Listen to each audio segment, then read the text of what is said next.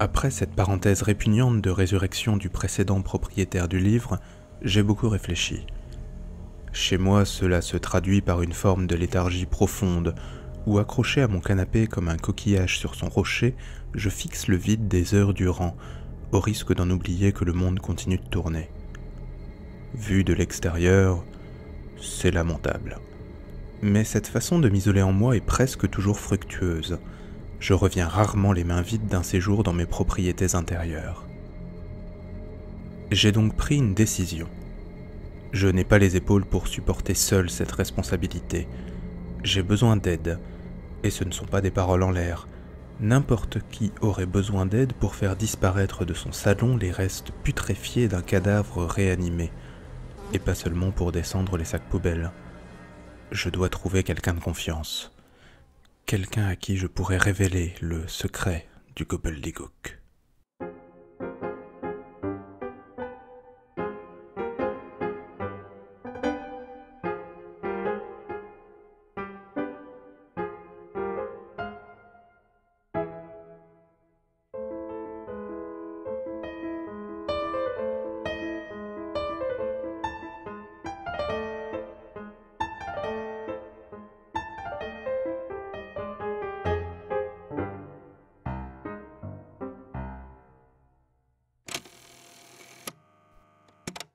J'ai décidé d'aller à la bibliothèque. Là-bas, je trouverai des professionnels pour m'écouter. J'ai bien envisagé d'aller chez un antiquaire, mais il m'aurait été bien difficile de distinguer l'information du discours commerçant. Sans doute l'antiquaire aurait-il tenté de me faire une offre, et je ne suis pas certain que j'aurais su la refuser. Qu'aurait fait Sisyphe si un business angel lui avait proposé de racheter son rocher? Nous sommes tous les mêmes. Nous détestons nos obligations, mais nous répugnons encore plus à les déléguer. Au moins, je suis sûr que la bibliothèque n'est pas peuplée de sombres personnages motivés par l'appât du gain. Qui sait combien peut valoir un tel livre, sans parler de sa valeur ésotérique. Mais comme je ne connais ni magicien ni occultiste, et qu'on ne les trouve de toute façon pas dans l'annuaire, le problème est réglé. Je me suis donc rendu dans la grande bibliothèque du centre-ville. C'est un bâtiment immense. Son entrée se trouve au sommet d'un imposant escalier de pierre. 2 gigantesques portes en bronze en interdisent l'accès. Même si l'édifice est désormais coincé entre un café à la mode et un magasin de vêtements, sa façade ornée de colonnes rappelle celle d'un temple grec. C'est peu dire que le bâtiment détonne au milieu du paysage urbain. Prise dans le flux frénétique des épaules qui la frôlent et des gaz d'échappement, la bibliothèque, plongée dans l'ombre des gratte-ciel, est un roc que rien n'ébranle. À l'intérieur, j'ai suivi les panneaux indiquant l'accueil. J'ai remonté de longs couloirs carrelés où mes pas faisaient écho à ceux des ombres que j'y croisais. Silhouettes studieuses, visages fermés. La bibliothèque n'est visiblement pas un haut lieu de la gaudriole. Par peur qu'il ne fasse des problèmes, j'avais enveloppé le gobbledygook dans l'une de mes nombreuses chemises trop petites. Calé sous mon bras, le livre frémissait d'excitation. J'ai demandé mon chemin plusieurs fois avant de tomber presque par hasard sur le comptoir des renseignements. Tel Cerbère devant la porte des enfers, une vieille femme au pull informe et aux épaisses lunettes me foudroya d'un regard métallique à travers l'hygiaphone. « Bonjour, madame. »« Chut! C'est une bibliothèque ici. » Pardon. Bonjour, madame. Excusez-moi de vous déranger, j'ai une requête un peu particulière à formuler. J'aimerais parler à votre spécialiste des livres anciens. » C'est-à-dire? J'imagine que des gens compétents en matière de livres anciens travaillent ici. J'ai besoin de poser une question à l'un ou l'une d'entre eux. Vous savez combien de personnes travaillent ici? 348, sans compter les agents d'entretien et les stagiaires. Mais ils ne travaillent pas. Vraiment. Mais peut-être que si vous appeliez le... Chut! Mais vous le faites exprès? Pardon. Vous avez un nom à me donner? Un étage? Un numéro de département? Non, je n'ai rien. Monsieur, avant de me faire perdre mon temps, vous devriez peut-être... Vieille pique, est-ce que tu vas appeler quelqu'un, oui ou non? Le visage de la préposée s'est figé dans une expression de colère mêlée de terreur. les yeux rivés sur le livre coincé sous mon bras, ce même livre qui, selon toutes les apparences, venait de l'insulter et de lui donner un ordre, elle crispa ses petits poings sur le crayon de papier qui lui servait encore un peu plus tôt à compléter une grille de mots croisés. Vous êtes ventriloque? Non, malheureusement. La vieille femme a décroché son téléphone. Allô, c'est l'accueil. Quelqu'un demande à vous voir. Oui, c'est urgent. D'accord, je vous l'envoie. Pâle comme la mort, la préposée m'a indiqué le chemin de l'ascenseur du personnel. Je l'ai remercié d'un hochement de tête un peu gêné et je suis parti sans demander mon reste. À la page 613, un miroir aux alouettes. À l'enterrement de Dieu, tout le monde était venu. Les philosophes d'abord, et puis les prêtres, les architectes, et les semeurs aussi. Les artistes étaient là, mais ils se tenaient à l'écart, comme gênés d'être vus. Le diable, vêtu d'un costume de circonstance, prononça un discours qui, de l'avis de tous, rendit à Dieu un bel hommage, digne d'une vie aussi remplie que la sienne. À l'issue de la cérémonie, l'assemblée se retrouva dans le pavillon de banlieue d'un ami pour partager un dernier buffet à la mémoire du Créateur. Il y avait des sandwichs au fromage, du guacamole dans des bols en terre cuite et des brochettes de poivrons frais. Un convive demanda « Si Dieu est mort et qu'il était la vérité, le tout et l'infini, pourquoi sommes-nous encore là ?» « Bonne question, » répondit le diable en souriant. Je suis monté au 2e étage. Les portes de l'ascenseur se sont ouvertes sur un large couloir aux boiseries sombres, plongé dans une semi-pénombre. Des milliards de particules de poussière dansaient dans la lumière qui filtrait des portes entr'ouvertes. Y a quelqu'un ? Ici. J'arrive. Une jeune femme d'une trentaine d'années est venue à ma rencontre. C'était le genre de visage aux lignes taillées dans la pierre de l'étude qu'on ne croise que sur les bancs de l'université ou dans les archives d'une bibliothèque. Même si elle paraissait sortir d'un état d'hibernation prolongée, son regard dégageait une certaine sympathie. Je suis Hermine Lioncourt, responsable des archives et du département des textes rares. Vous avez réussi à passer notre chien de garde, je vous félicite. Vous devez vraiment avoir quelque chose d'intéressant à me montrer. Je l'ai suivi dans son bureau. C'était un véritable capharnaüm. Le plancher d'où s'élevaient des piles de livres montant jusqu'au plafond paraissait devoir rompre sous le formidable poids du bazar qui régnait dans la pièce. Ne vous formalisez pas, c'est un peu le désordre. Nous sommes en train de trier un lot particulièrement complexe. Mais on finit par s'habituer au paysage. Ça fait longtemps que vous êtes sur ce dossier ? Je fais un métier où il faut aimer les livres, ne pas craindre la poussière et avoir du temps à perdre. En parlant de temps, qu'est-ce que je peux faire pour vous, monsieur ? Je me suis rapidement présenté et j'ai vite embrayé sur les raisons de ma visite. J'aimerais connaître votre avis sur ce livre.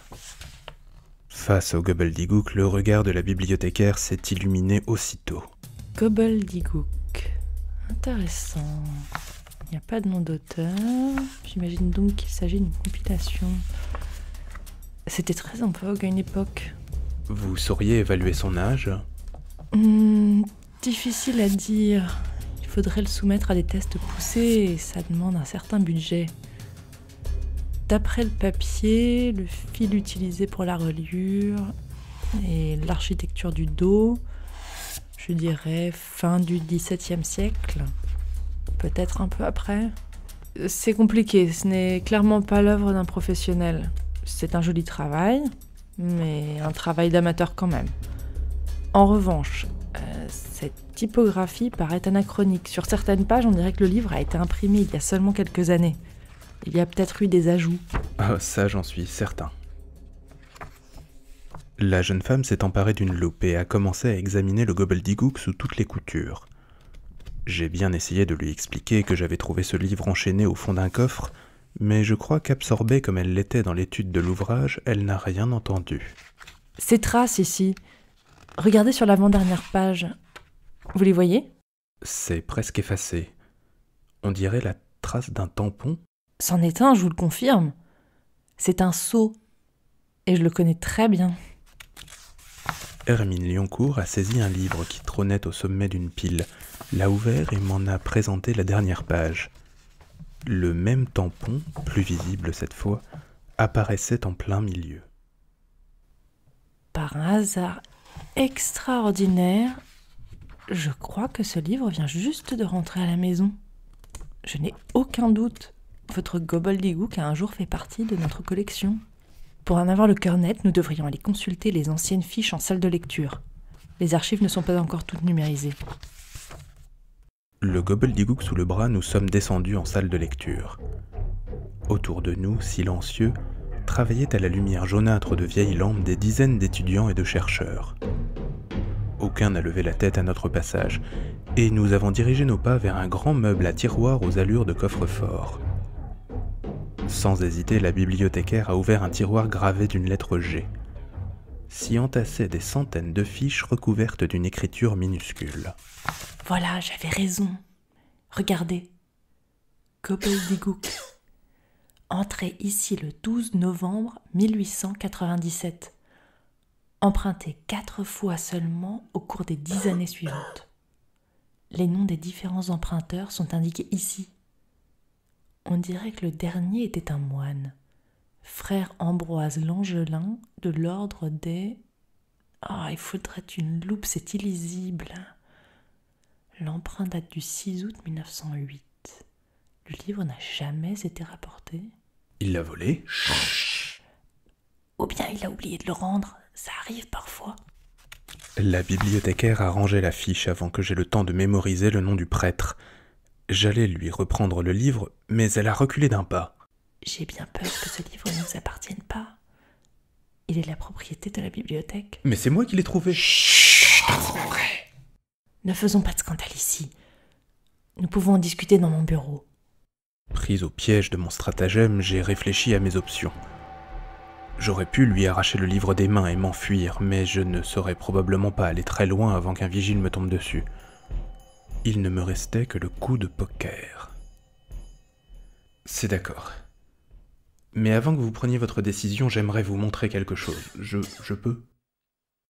Promis, je vous le rends après. Enfin, si vous voulez encore le garder. C'est pas vrai. Mais je travaille, moi, ici. La bibliothécaire m'a tendu le livre et je l'ai ouvert à une page au hasard. Si le gobbledygook décidait de me faire faux bond, alors tout s'arrêterait là. Ça va vous paraître absurde, mais je vais vous lire une histoire. Franchement, je ne suis pas sûre d'avoir le temps pour ça. À la page 670, une invitation à la joie de l'oubli. Tout le monde savait qui était l'homme qui danse. On trouvait sa maison en suivant la route du nord, loin du village. Mais elle était en ruine et cela faisait longtemps que personne n'en avait franchi le seuil. Car la véritable maison de l'homme qui danse se trouvait là où se posaient ses pieds, là où le sol accueillait ses gesticulations grotesques et désordonnées. L'homme qui danse dansait dans le silence, du matin au soir et du soir au matin, sans jamais s'arrêter. Et à celui qui, s'étonnant, demandait à l'homme qui danse la raison pour laquelle il dansait, celui-ci répondait toujours « Avec mes pieds, je tasse les cendres du monde, je danse l'absurde, je danse la fin des temps. » Et l'homme qui danse riait, continuant à danser. J'ai relevé la tête. La bibliothécaire me dévisageait d'un air effaré. J'ai regardé autour de nous. Tout était normal.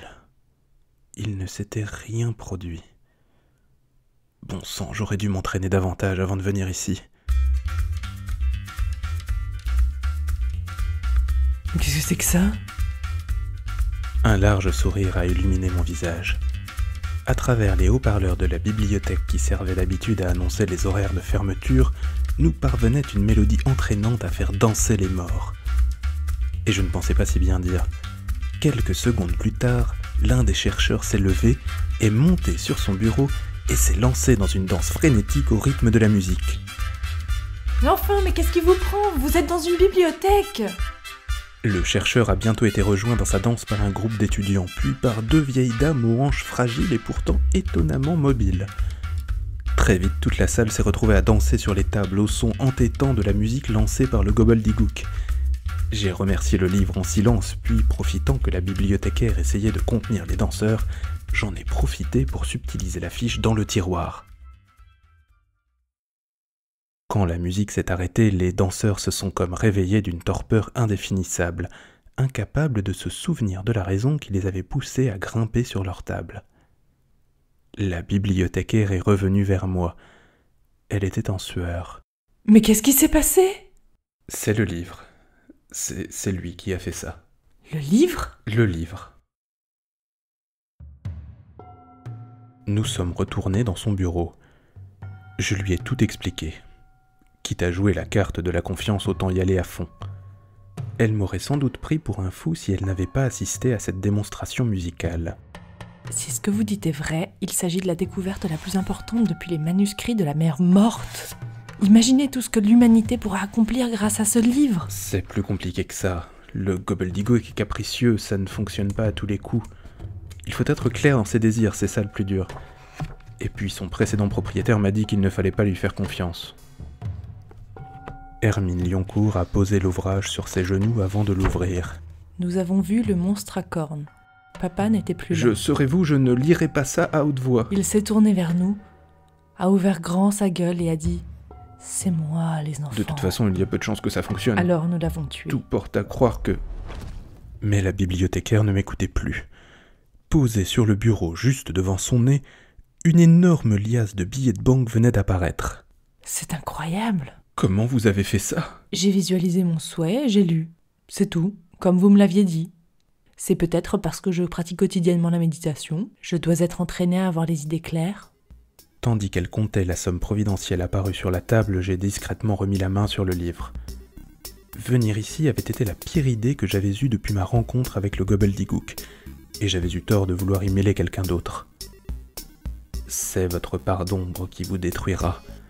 La phrase de Baselitch résonnait encore à mes oreilles, et je devais faire quelque chose avant que la situation s'aggrave. D'une voix posée, j'ai commencé à lire. Noyée dans ces chiffres, la femme de lettres ne m'écoutait plus que d'une oreille. À la page 187, une histoire un peu plus longue. Dans le journal local, vous trouvez une offre d'emploi.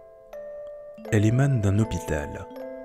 On recherche des cobayes contre bonne rémunération. Ces expériences visent à mieux comprendre l'esprit humain. Vous montez dans votre voiture. Pour gagner encore du temps, vous empruntez l'autoroute. L'hôpital n'est pas loin. C'est un titanesque cube de béton gris percé de rares fenêtres. Pourtant, une fois à l'intérieur, les murs transpirent une lumière apaisante.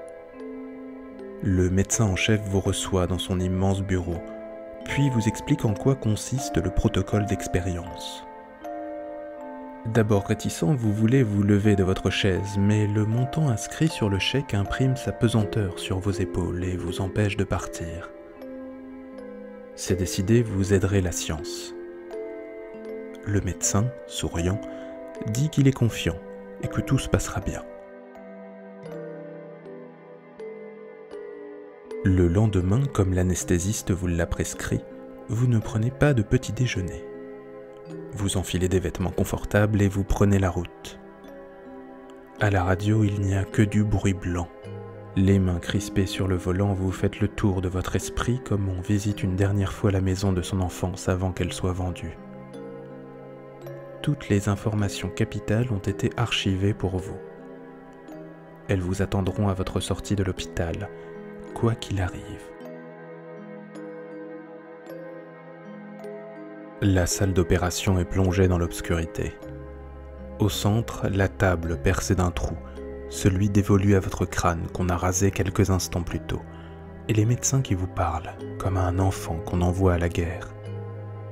Vous n'êtes pas inquiet. Votre sang est déjà dilué dans les tranquillisants.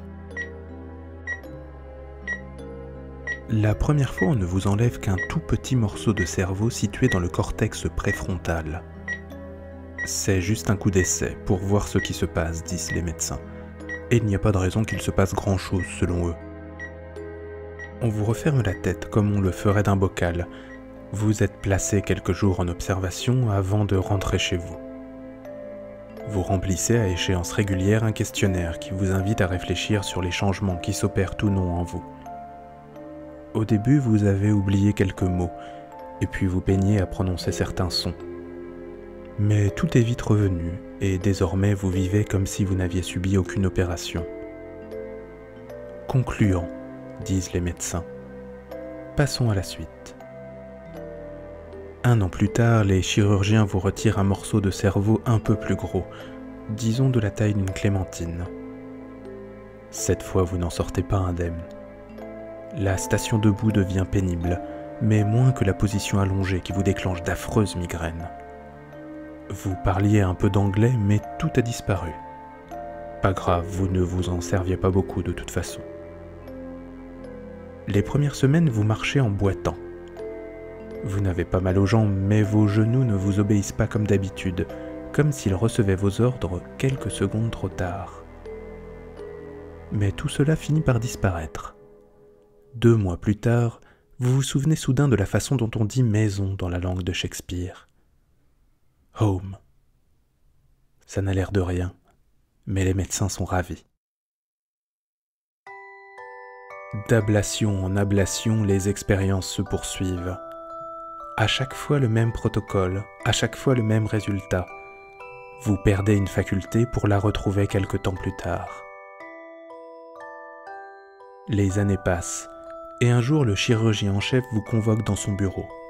« Nous avons tout enlevé », explique-t-il en vous montrant une photo prise lors de la dernière opération. « Votre crâne est vide. Il n'y a plus rien dedans. »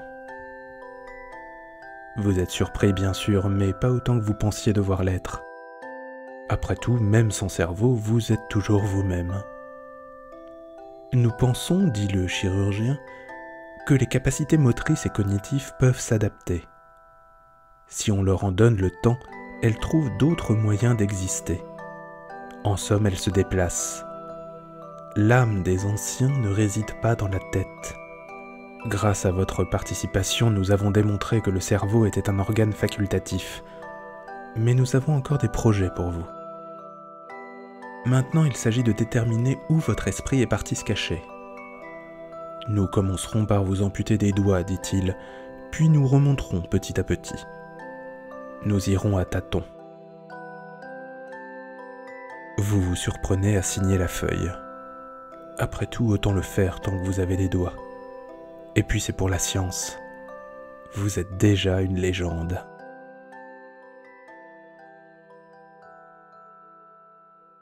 La bibliothécaire a papillonné des yeux comme si elle se réveillait d'un long sommeil. Incroyable. Ça avait fonctionné. On dirait que je m'améliore. Je suis désolée, je crois que j'ai eu une absence. Qui êtes-vous ? Qu'est-ce que vous faites dans mon bureau ? Oh bon sang ! Qu'est-ce que c'est que tout cet argent ? C'est une donation. Je suis venu faire une donation au bureau des archives. Je suis un riche écrivain qui a bien trop d'argent pour savoir quoi en faire. Je vous prie donc d'accepter cette contribution et bonne journée. Je devrais peut-être rentrer chez moi, je ne me sens pas très bien. J'ai oublié votre nom. Je suis un mécène anonyme. D'accord.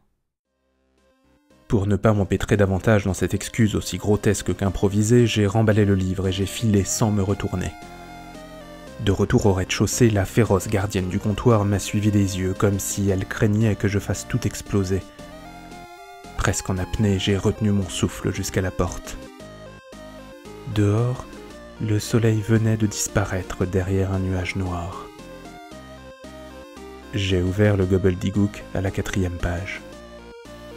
Toi et moi, mon pote, c'est à la vie et à la mort.